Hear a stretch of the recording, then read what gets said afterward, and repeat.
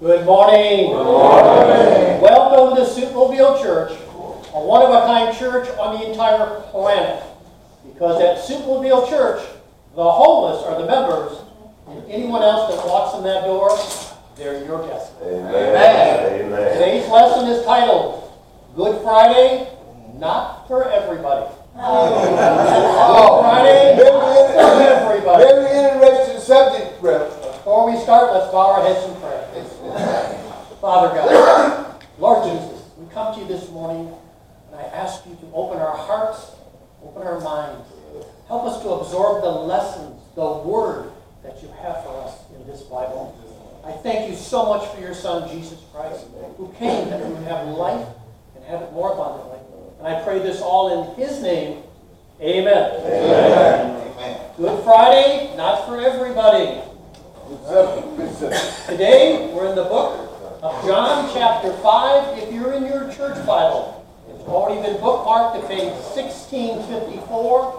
1654. If you're in your own Bible, we're in John chapter 5. Good Friday. Not for everybody. I want to invite you to go back in time with me. We're going to go back in time 2,000 years. We're going to go back as observers. We're going to go back to Good Friday 2,000 years ago. So imagine, we're back there 2,000 years ago. We're in modern-day Israel, and Jesus has just been crucified. The Roman soldier has come up and stuck the sword in his side, and the water and the blood have poured out, and he's dead. Standing there is his mother Mary. For Mary, watching her son being crucified and dying, was it a Good Friday for her? No. It was a Black Friday for her. How about Peter? Peter, one of the chief disciples. Peter was so distraught, so overwhelmed, so afraid that Jesus had just been crucified that he denied knowing him 3 times. 3 times he said, I don't know who he is. Black Friday for Peter. How about the rest of the disciples? These men that had left their house, their home, everything they knew to follow Jesus. They left it all behind. And they must have done it with some criticism. Some people must have said, what are you crazy, leaving your home to follow this guy? But they did. They left it all behind to follow Jesus. And now Jesus is dead on the cross. Not a Good Friday for them. It was a Black Friday. How about Judas? Judas, we all know, betrayed Jesus for 30 pieces of silver. What kind of Friday was it for him? Was he holding his money and going, I got what I want? No. He was so ashamed, so remorseful, that he hung himself from a tree. It was a Black Friday for Judas. How about all the followers that had followed Jesus all these years that he was on the earth? We know that the crowds loved him. He was mobbed wherever he went. What about them? As they see their Savior on the cross, Black Friday for them. And finally, there's another group that we never talk about when we think about what was going on 2,000 years ago when Jesus was just crucified. What about all the people that had sicknesses but wanted to be healed and were planning to someday see Jesus? Because Jesus traveled everywhere. He went all over to the different towns, almost like a preacher today going to different cities and having revivals. Jesus did the same thing in his own way. People had to be counting on them, on Jesus coming to their town, their little place, to go out and get healed. That dream was dead now, because Jesus was dead. It wasn't a Good Friday for all of those people that were sick. It was a Black Friday. We know from the Bible that Black Fridays happen. But back then, as we watched 2,000 years ago, we need to remember that they did not know that 3 days later he would be risen. They didn't know. We know now. We know the end of the story. For us, it's a Good Friday. For us, it's a great Friday because we're covered in the blood of that cross. So yes, it's Good Friday for us, but back then, not Good Friday, because they had lost their Savior and they didn't know that he was coming back.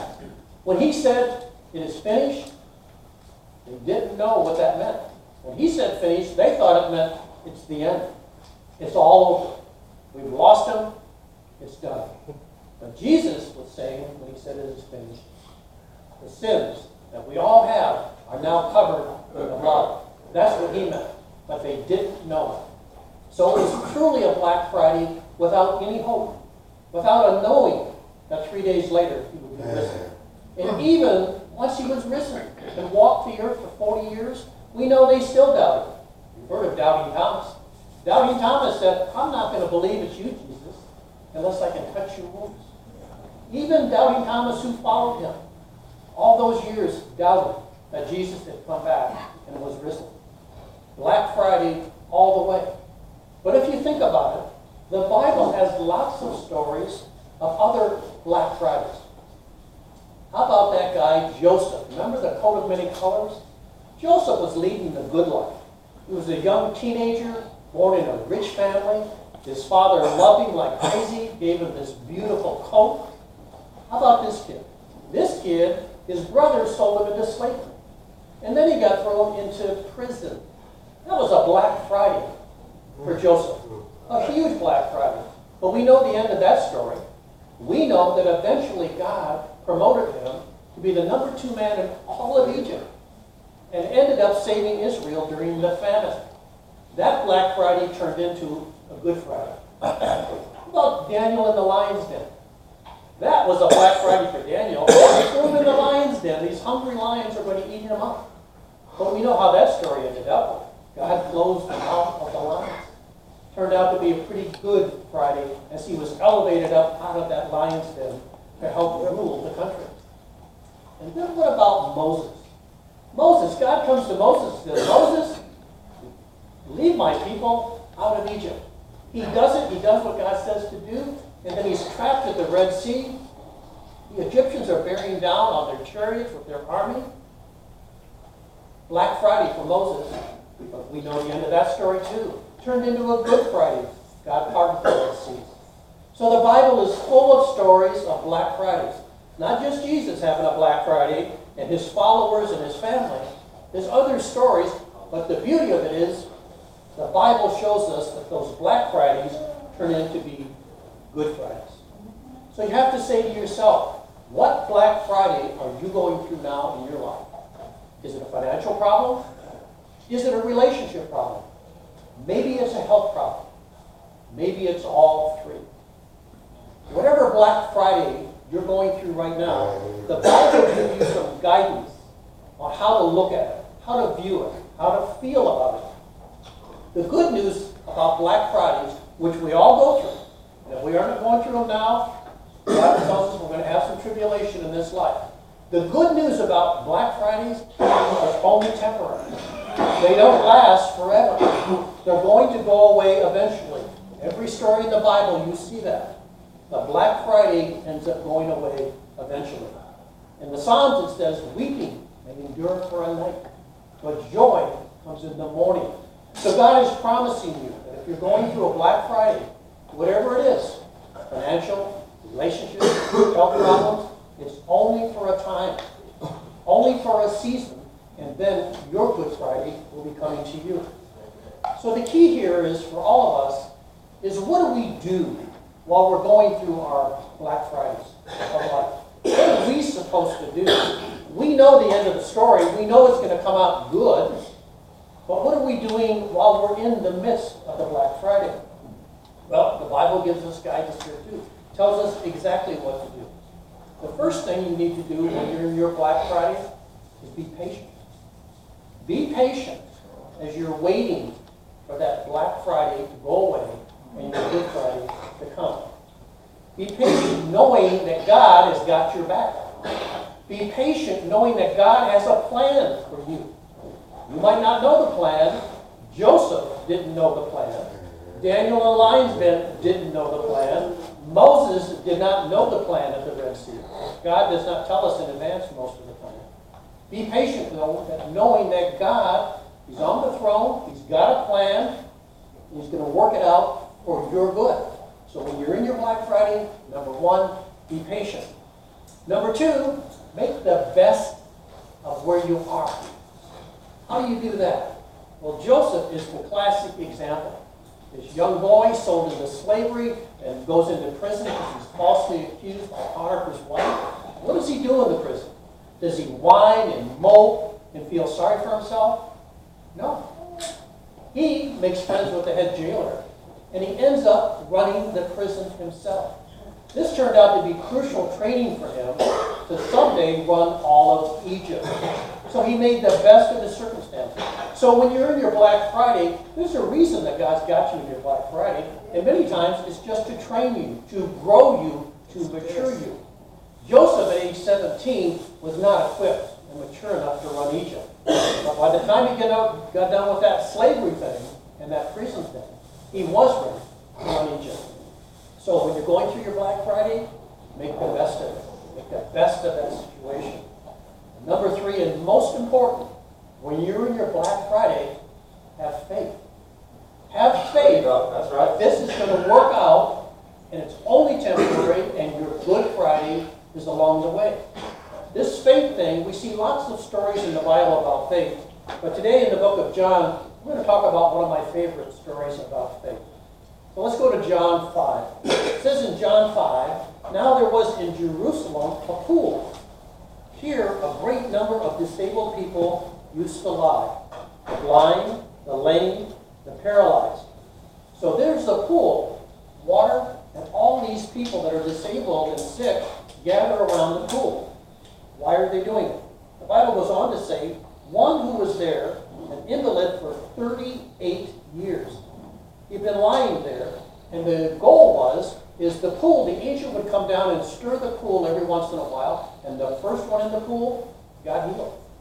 So this guy's been waiting for 38 years in this pool, trying to be the first one in when the angel stirs the water so he can get healed. But he's not having any success. So Jesus shows up. Jesus is there, and he sees what's happening. He knows about the 38 years, and he says to the guy, do you want to get well? That's what I love about Jesus. He was very direct. He didn't beat around the bush. You've been here for 38 years. Do you want to get well?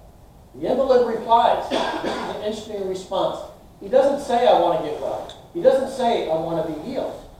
He says, I've been here for 38 years. The water gets stirred up. Somebody gets in before me. I can't even get in first. So I can't get healed. Jesus overlooks this. He overlooks the fact that the guy doesn't say, I want to be healed.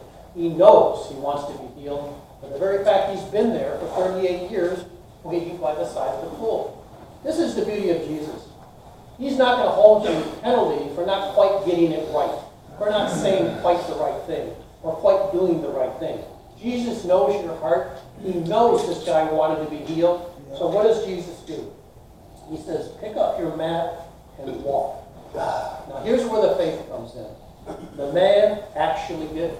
He picked up his mat and he walked. This took an enormous leap of faith for him to do that. Why? Well, he'd been there for 38 years. And yes, Jesus was well known on the land. But this guy shows up, he just says, take up your bed and walk. He doesn't do anything amazing. He just says, do it, pick up your mat and walk. So this guy, in faith, he did it. He reaches down and he walks for the first time in 38 years. That's faith. That's big faith. That's Billy Graham type faith. Most of us mere mortals, we don't have that kind of faith. Our faith is not that big. It's not Billy Graham faith. But I got good news for you. You don't need big faith to get big miracles. Jesus himself says in the Bible, this book, he says you can move mountains if your faith is small as a grain of Mustard seed. Mustard seed. The smallest seed on the planet.